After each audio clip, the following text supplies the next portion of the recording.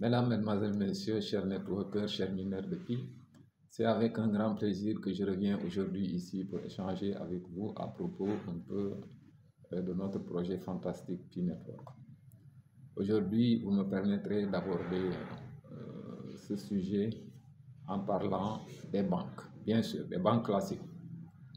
La bonne nouvelle aujourd'hui, c'est que les banques classiques sont maintenant persuadés, surtout en Afrique de l'Ouest, que les crypto-monnaies sont incontournables.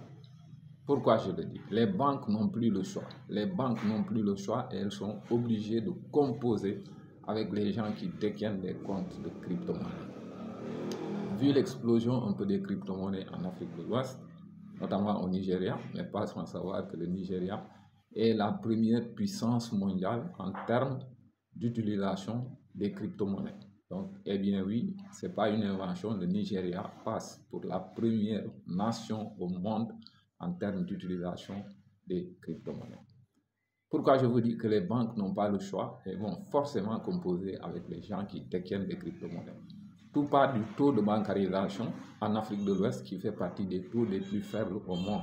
Comparé au taux européen, en Europe, en moyenne, il tourne autour de 80-83% de taux de bancarisation, contrairement à 20% selon les statistiques publiées par la BCEAO. Et qu'est-ce qu'on constate? Les banques en Afrique de l'Ouest ont des problèmes pour rehausser ce taux. Pourquoi? Parce qu'elles sont présentement concurrencées par les transferts d'argent, pour ne pas les citer ici, les transferts d'argent, les concurrences à outrance. Donc maintenant, les gens préfèrent, au lieu d'aller ouvrir des comptes à la banque, qu'ils jugent très coûteux, donc ils préfèrent avoir leur petit compte Orange Money ou Wave, pour ne pas les citer. Et en plus maintenant de cette concurrence, il y a maintenant une nouvelle concurrence qui va venir s'opposer encore aux banques. C'est quoi? C'est la concurrence de ceux qui détiennent des crypto-monnaies, ceux qui détiennent des comptes crypto-monnaies. Et vous voyez, en Europe, les banques avant-gardistes ont commencé déjà à être au mix, c'est-à-dire la banque va proposer un service si vous disposez de crypto-monnaies. Donc vous pouvez venir avec votre carte GAP, introduire la carte GAP et retirer de la, une valeur en crypto-monnaie que la banque vous convertit et profite de cette opération pour pour encaisser les frais de transaction. Et vous voyez, les banques sont maintenant convaincues que ces frais de transaction constituent encore une autre manne financière qui est en train de leur passer entre les doigts. Et maintenant, elles ont décidé, les banques avant-gardistes, j'ai dit, et la BCEAO, à l'image des autres banques, ne pourrait passer, c'est-à-dire ne peut pas passer à côté de cette manne financière. Donc c'est pourquoi je vous dis que j'ai l'habitude de dire un peu dans mes soirées un peu de formation, dans mes soirées de coaching, que actuellement la finance ne saurait ne saurait être maîtrisée en totalité sans une compréhension un peu du fonctionnement, sans une compréhension du fonctionnement de ces crypto-monnaies-là.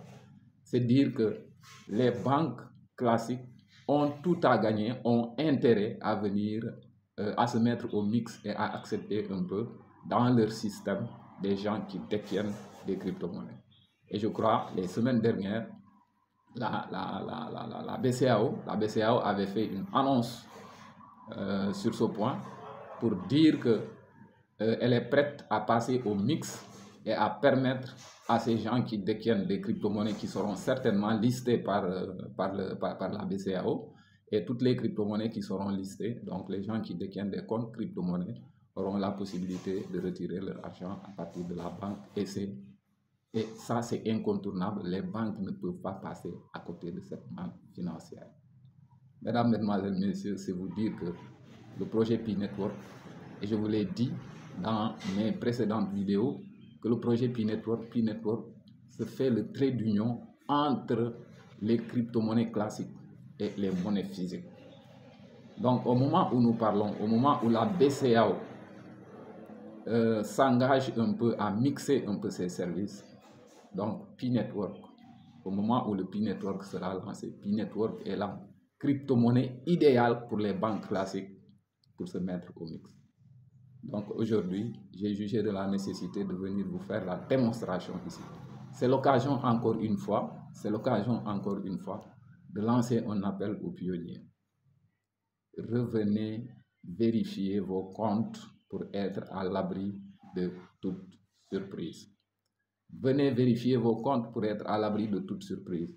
Parce que le compte à rebours a déjà commencé. Vous n'avez pas l'habitude d'aller dans vos comptes.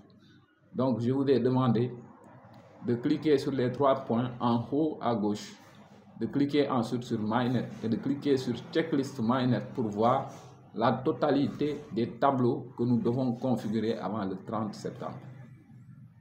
Moi, pour les gens qui ne me connaissent pas, moi je suis le docteur Kadiaka. Je suis pharmacien de profession et je suis votre serviteur et je serai prêt encore à vous servir davantage.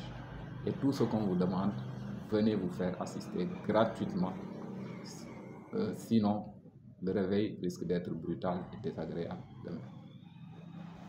Ciao et à très bientôt sur la chaîne Dr Kadiaka TV. N'oubliez pas de liker la vidéo pour me donner beaucoup plus de visibilité sur YouTube, pour mieux vous servir, mais également de vous abonner à la chaîne Dr Kadiaka TV.